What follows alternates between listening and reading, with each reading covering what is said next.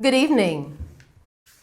On tonight's edition of Decision 2020, host Nicole Hales will be discussing more battleground seats and the new normal regarding the spike in COVID-19 infections and the possible impact on the September 3 election. Also, join us tomorrow evening for live coverage of the national debate 9 p.m. to 10:30 p.m., where representatives from both political parties will be debating on social issues.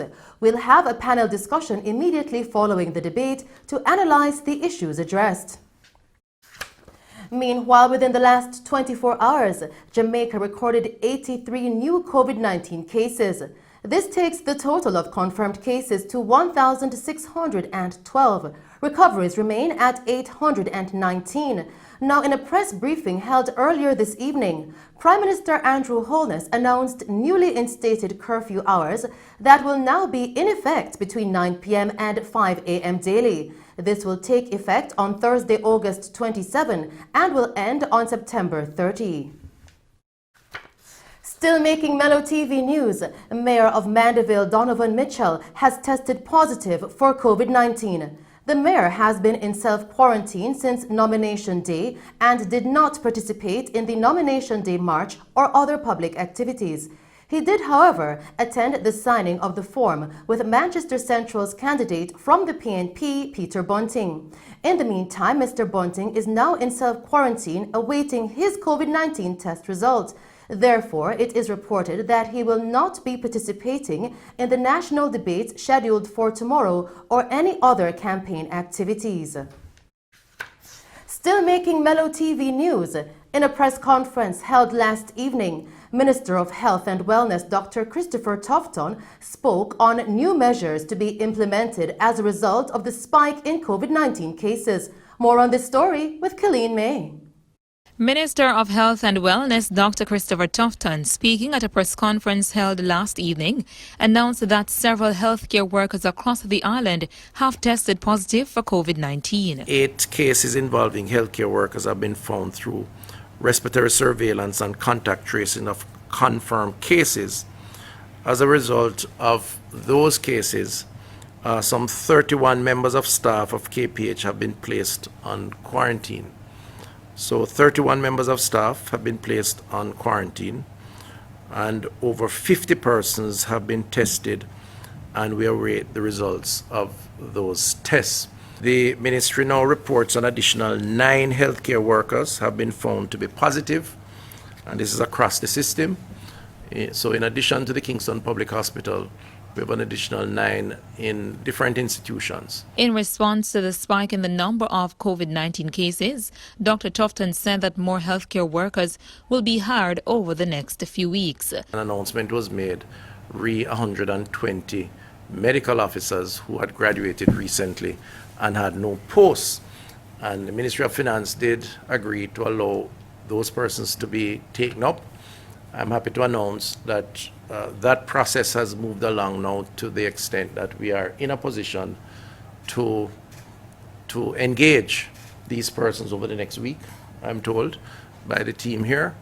And that will mean more staff who will be deployed across the country, and that would strengthen the response to dealing with the challenges of COVID and other challenges that we face. Dr. Tufton further said the cause of the increase in COVID-19 cases in recent weeks is predominantly linked to the Emancipation and Independence holidays. A very likely explanation of the numbers that we're seeing today, in addition to other things, and she's here so she can elaborate later on, is the Independence Weekend, where a number of activities took place which would, and based on the timing of that weekend to today and the period that the virus would take to show itself, and the interrogation that has taken place for contact tracing in terms of where persons were, events that they attended, it does show that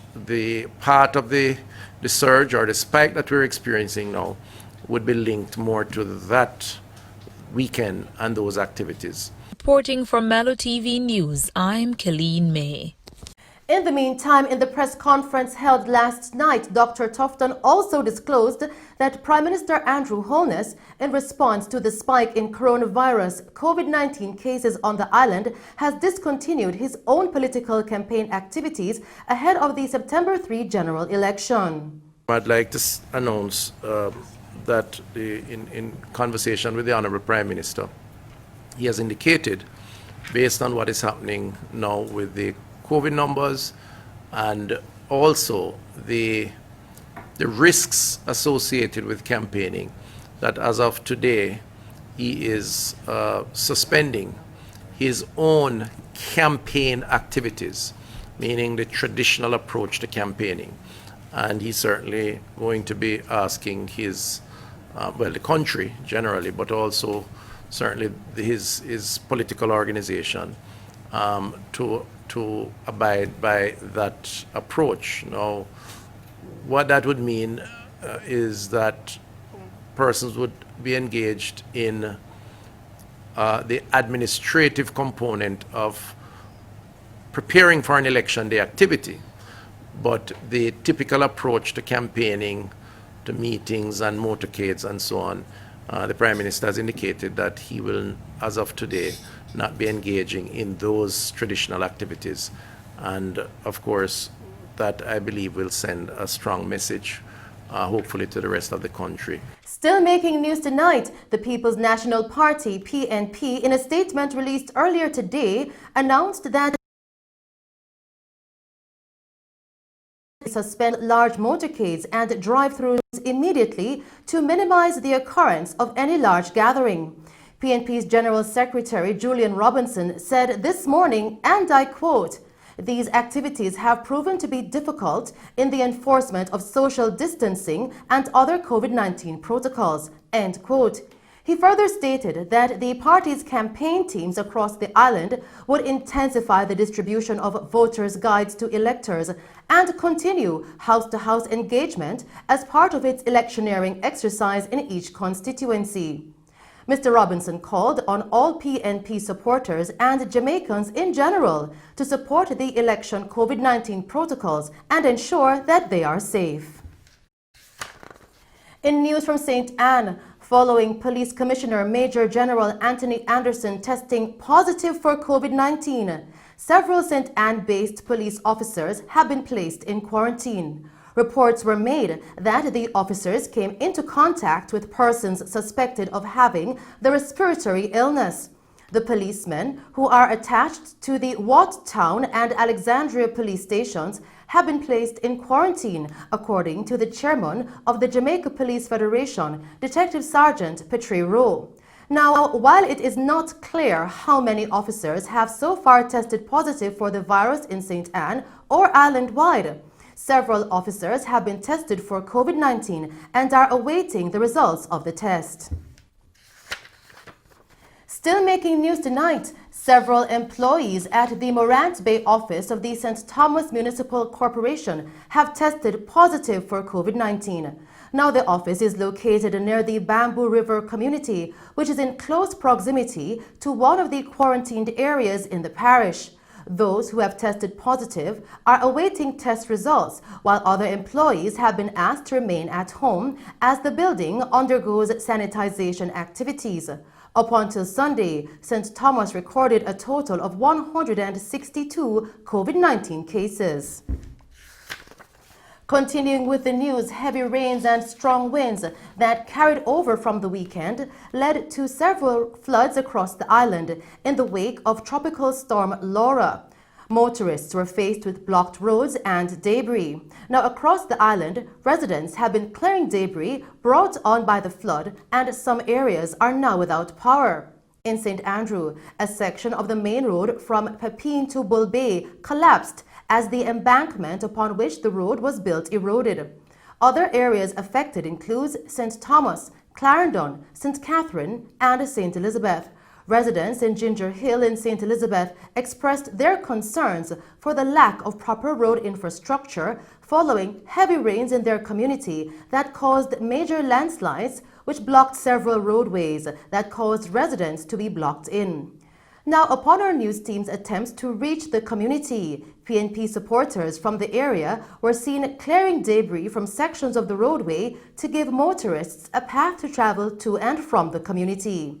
Over in the community of Harborview, Sharon Palmer-Dice, a resident of Real Avenue, spoke with our news team about damage she sustained as a result of the flooding that took place over the weekend.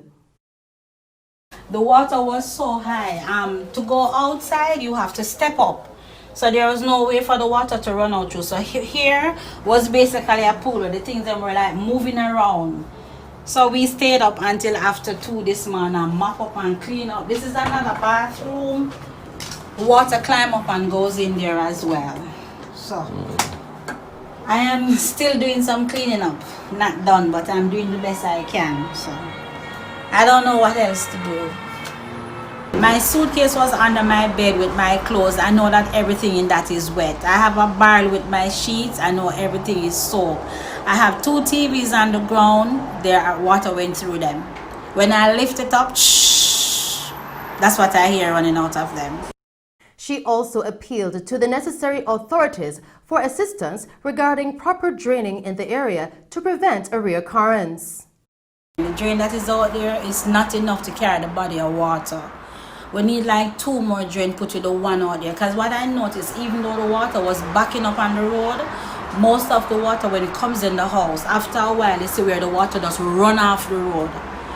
So you know that water is going out in the drain, but not as heavy as it's supposed to go.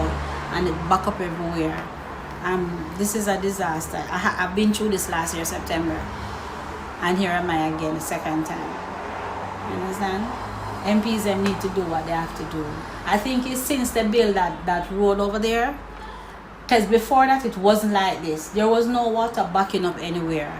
So I think it's since they built the road, all of that, everything just come down on us with the silt and the garbage and everything is just right here. And those were the stories making news. I am Shelley Ann Hill. We'll now join Nicole Hales with Decision 2020.